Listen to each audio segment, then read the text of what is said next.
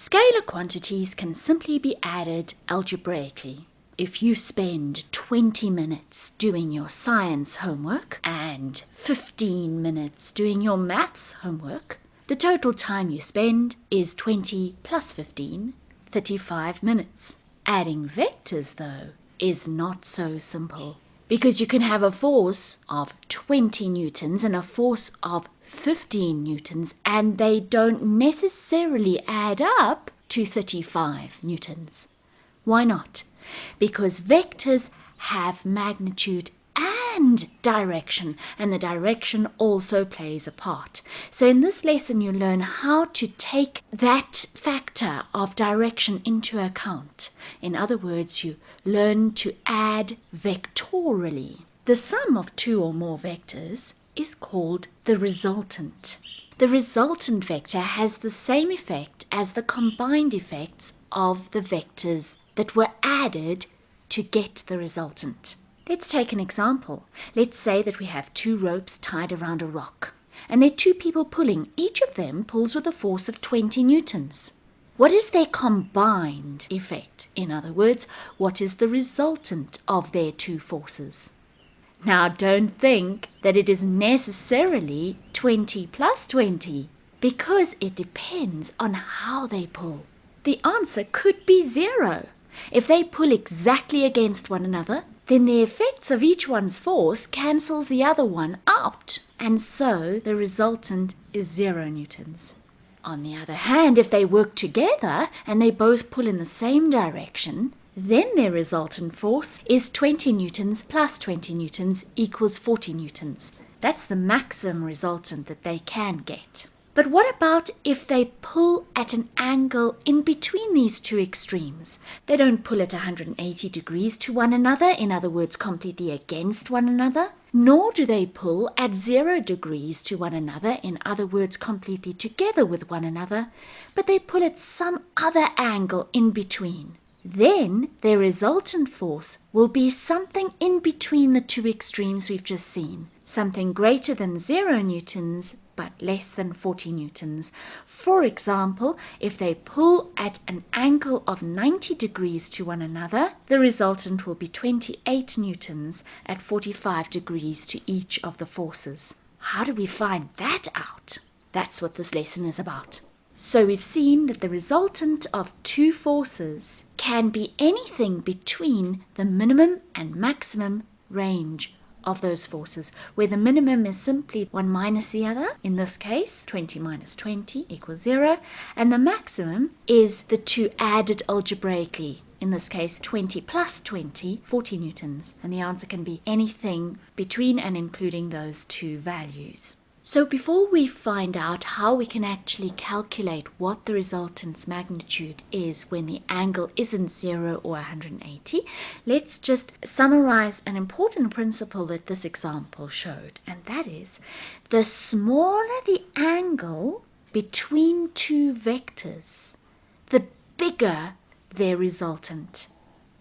Now that makes sense, because the smaller the angle between them, the more they're working together, the less they're working against one another. And then you're going to get a bigger resultant. So, if there are two forces, both of magnitude 20 newtons, in which situation will you get a bigger resultant? If the two forces have an angle of 30 degrees to one another, or an angle of 70 degrees to one another? Can you see that the right answer is 30 degrees? Because then they're pulling more in the same direction, whereas 70 degrees is a greater extent of them kind of working against one another. We are going to look at two main ways to find the resultant of two forces acting at an angle to one another. The first method we're going to look at is called tail-to-tail method, or we could call it the parallelogram method. In this method, we draw a parallelogram, and we must make sure that the two vectors to be added make up the sides of the parallelogram, and then the diagonal across the parallelogram gives us the resultant. First, let's just make sure we understand all these words, and then let's take an example. The word parallelogram means a shape where you have opposite sides equal in length and parallel to one another. So here I have a parallelogram. You can see that these opposite sides are equal and parallel to one another, and those opposite sides are equal and parallel to one another. What do I mean by parallel? Parallel means that if you would extend those two lines, they would never ever meet, no matter how long you extended them. If that's the case, we say that the two lines are parallel to one another. So let's take an example to see how we can use this tail-to-tail method. A 4 Newton and a 5 Newton force act at 20 degrees to one another. What is their resultant? We can use a scale of 1 centimeter represents 1 Newton. So we'll draw the 4 Newton force as 4 centimeters long and the 5 Newton force as 5 centimeters long. Make sure that the angle between them is 20 degrees. Now we need to complete a parallelogram with the 4 Newton and 5 Newton forces forming the sides of the parallelogram. So we make sure that that line over there is parallel to the 4 Newton force, meaning it must also be 4 centimeters long, just as the 4 Newton force line is. And it must have the same orientation as the 4 Newton one. So if we drew the 4 Newton one horizontal on our page, then this one must also be, so that they are parallel to one another. And then the same with the other side of the parallelogram. It must be parallel to the 5 Newton force. So it must also be the same length, 5 centimeters, as the 5 Newton line that we drew, and must have the same orientation. To help you to get the same orientation, you could extend the 4 Newton line and then measure 20 degrees from that. And then you know that that line that you're drawing there is parallel to the original 5 Newton line. Once you've drawn the parallelogram like this, then the resultant is simply the diagonal of the parallelogram. So it starts at the apex, the join between the 4 Newton and 5 Newton forces, and ends at the apex, the join, across from that, the corner, across from that, going from corner to corner. And then what we do is we simply measure the length of the resultant and convert its length according to our scale. So we measure that it's 8,8 centimeters long. We have a very easy scale. That means that this is representing 8,8 newtons. Then we need to measure the angle between the resultant's tail and the tails of either of the other forces. Doesn't matter. So we could measure between the tail of the resultant and the 5 Newton force. We get 9 degrees. Then our answer is 8,8 newtons at 9 degrees to the 5 Newton force. 5 Newton force in that case is our reference line. Or we could measure the angle between the 4 Newton force and the resultant, and you see it's 11 degrees. Then the 4 Newton force is our reference line, and we give the answer as 8,8 newtons at 11 degrees to the 4 Newton force. Both of those answers are synonyms. They're the same thing. So we have answered this question, found the resultant, the combined effect of the 4 Newton and 5 Newton forces acting at 20 degrees to one another using the tail-to-tail method. Notice that they all have their tails at the same point. That's why we call it the tail-to-tail method, or we can call it the parallelogram method because we've drawn a parallelogram. There's another way we can find the same answer. It's called the tail-to-head method. And for this you have to realize that vectors can be moved as long as you don't change the size and the direction of the vector while you move it. Remember that a vector is an arrow which represents a vector quantity, and we can move those arrows. And that's what we do in the tail-to-head method. We move one of the vectors so that its tail sits on the head of the other vector. And once you've done that, then you draw the resultant. Well, before we take an example and look at that, you must just realize that in this method, the resultant is always the one that is against the stream. It's the odd one out in a way. Given that, in each of these two diagrams, which vector is going against the stream? Which vector is the resultant? Pause until you've answered that. Can you see that in A, vector C is going against the stream? A and B follow one another, tail, head, tail, head. C's vector starts at the tail of A and ends at the head of B. It's going against the stream of the others.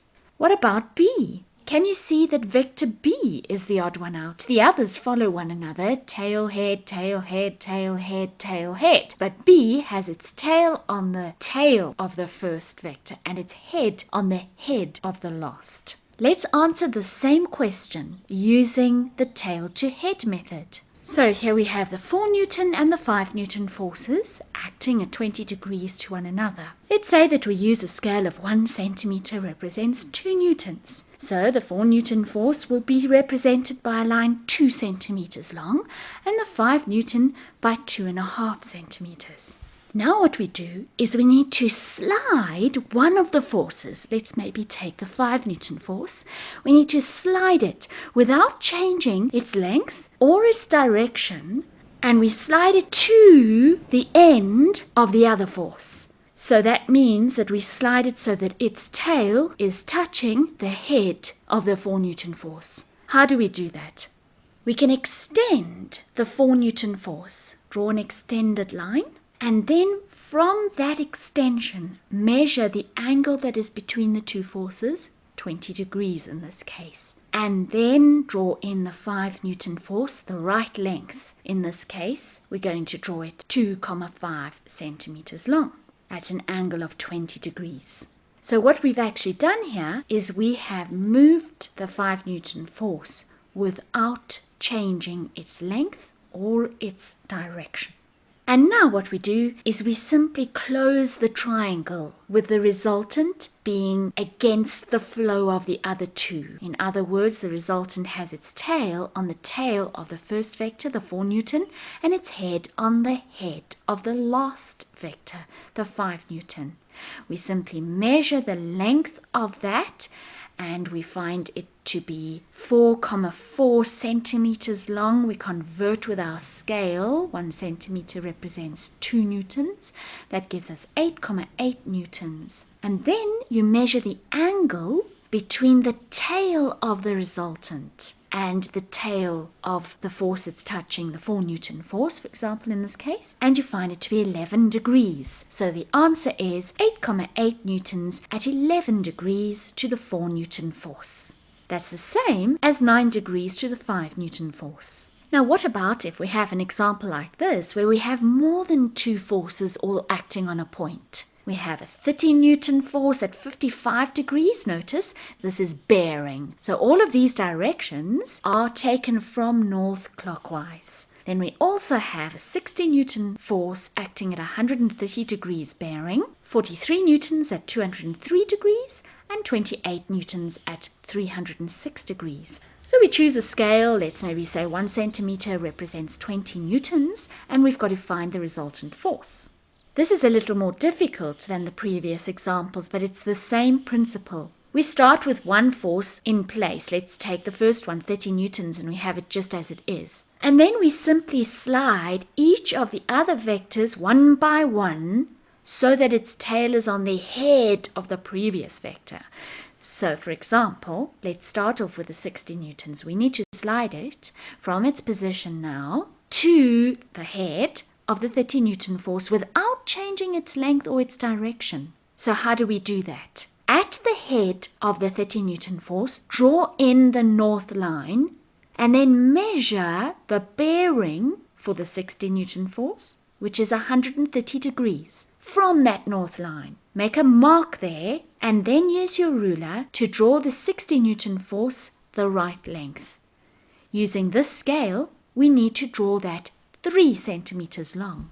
So what you've done now is you have moved the 60 Newton force to the end of the 30 Newton force without changing its size or direction. Now you do the same with each of the other forces. You slide the 43 Newton force to the end of the 60 Newton force. Again, draw in the north's direction at the head of the 60 Newton force. Measure a bearing of 203 degrees. To do that, of course, you're going to have to move your protractor around to the left-hand side. You've already done 180 degrees, and now you need to add another 23. So you measure 23 degrees from south on the left-hand side. And then you measure the 43 Newton line vector, the right length according to your scale, draw it in. Then you move the 28 Newton force in a similar way so that its tail is on the head of the 43 Newton force. Once you've got all of those in place, then you close, in this case it's not a triangle, it's a polygon. You close the polygon with a vector that represents the resultant. And the resultant, it starts on the tail of the first and ends on the head of the last of these rearranged vectors. We measure its length, convert that according to the scale. Also, we need to measure its bearing. When you measure its bearing, measure from north at its tail, not at its head, at the resultant's tail. So you find the answer is 45 newtons at 145 degrees bearing. Don't be surprised if you'll have to do that example a few times before you get it right, because one tends to make careless mistakes when you just start learning how to do this. Just persevere, do it again. Do it as many times over as you need to get it right. Here's an exercise to help you practice the things that you've learnt in this lesson. At the end, the answers are given. First answer these questions on your own, and then only look at the answers.